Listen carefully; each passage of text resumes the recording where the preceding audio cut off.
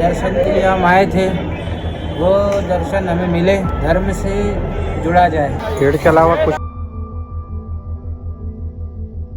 जय सिया राम मित्रों, और महाकुंभ व्लॉग के भाग 2 में आपका स्वागत है। अगर इसका पार्ट 1 आपने नहीं देखा तो पहले उसे देख लेना, उसके बाद ही ये व्लॉग आपको समझ आएगा। तो राम जी का नाम लेकर फिर से कंटिन्यू करते हैं, और जो महाकुंभ से रिलेटेड जानकारियां और दृश्य दिखाने को बाकी रह गए थे पिछले भाग में, उन्हें दिखाते हैं।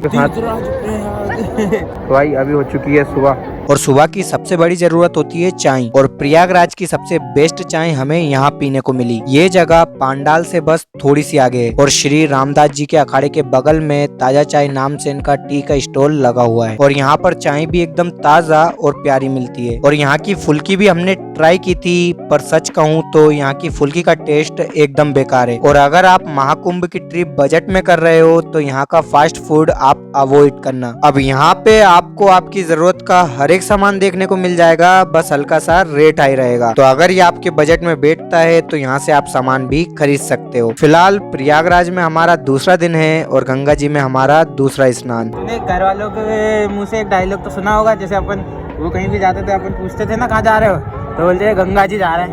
ये गंगा जी बोलते हैं। मेरी नजर का सफर तुझ पे ही आके रुके, कहने को बाकी है क्या। अब यहाँ पे अगर आप गुरुदेवों से मिलना चाहते हो तो उसके लिए एक अलग से पूरा सेक्टर बना हुआ है, जहाँ पे हर एक गुरुदेव के अलग अलग अखाड़े बने हुए हैं। एंड इन अखाड़ों को अगर आप एक्सप्लोर करने बैठोगे तो सुबह से शाम भी हो सकती है। फिर भी कुछ गुरुदेवों के दर्शन अभी आप इस व्लॉग के माध्यम से कर सकते हो। यहाँ अखाड़े की तरफ आते हुए रास्ते में हमें पहले ये गेट मिला था, जहाँ पे अंदर कुछ तो तैयारी हो रही थी। अब आई डोंट नो कि क्या हो रहा था, बट देख के बहुत प्यारा लगा। यहाँ पे हमें 5 पैर वाली गौ माता के भी दर्शन हुए, और यहाँ पर आकर हमें असली सनातन की खूबसूरती देखने को मिली। और यहाँ पे प्रसाद का वितरण भी हो रहा था, तो वो भी हमने लिया। तो दोस्तों, ये तो सिर्फ एक झलक थी महाकुंभ की। ऐसे कई सैकड़ों टेंट लगे हुए हैं, कई हजार शिविर लगे हुए हैं, जिनमें सैकड़ों की तादाद में ऋषि मुनि गण आए हुए हैं। आवाज आ रही है?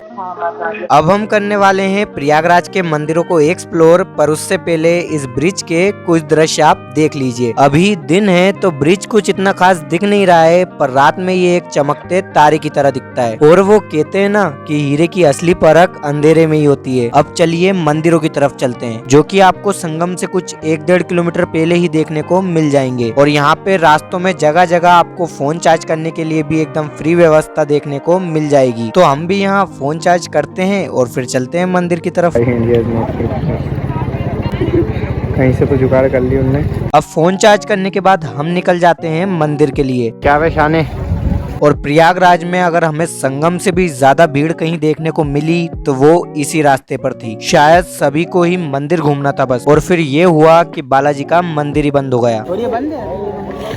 अब बालाजी का मंदिर तो बंद था, लेकिन यहाँ ऊपर भी 2 मंदिर बने हुए हैं, और ये मंदिर भी बड़े प्यारे हैं, तो ये भी आप देख लीजिए। यहाँ पर पहला मंदिर राम जी का है, जहाँ पर अंदर राम जी और सीता जी की प्यारी सी मूर्ति बनी हुई है। और अगला मंदिर है भोलेनाथ का, जो कि बाहर और अंदर से बहुत ही ज्यादा प्यारा है। बस यहाँ पर अंदर कैमरा अलाउ नहीं है, तो मैं ये कहना चाहूंगा कि अंदर से आप खुद आकर देखें। बहुत ही प्यारी मूर्तियाँ और बहुत ही प्यारा नजारा है। और यहाँ से महाकुंभ का जो व्यू आपको देखने को मिलेगा ना, आपकी आंखें तृप्त हो जाएंगी। तो इस व्यू को एंजॉय करने के लिए तो जरूर इस मंदिर में आना पड़ेगा। तो ये है प्रयागराज, सनातन धर्म का सबसे पावन धाम, जिसकी दर्शन के लिए हम आए थे। वो दर्शन हमें मिले, काफ़ी अच्छी तरीके से मिले। आशा करते हैं आपको भी पसंद आया होगा।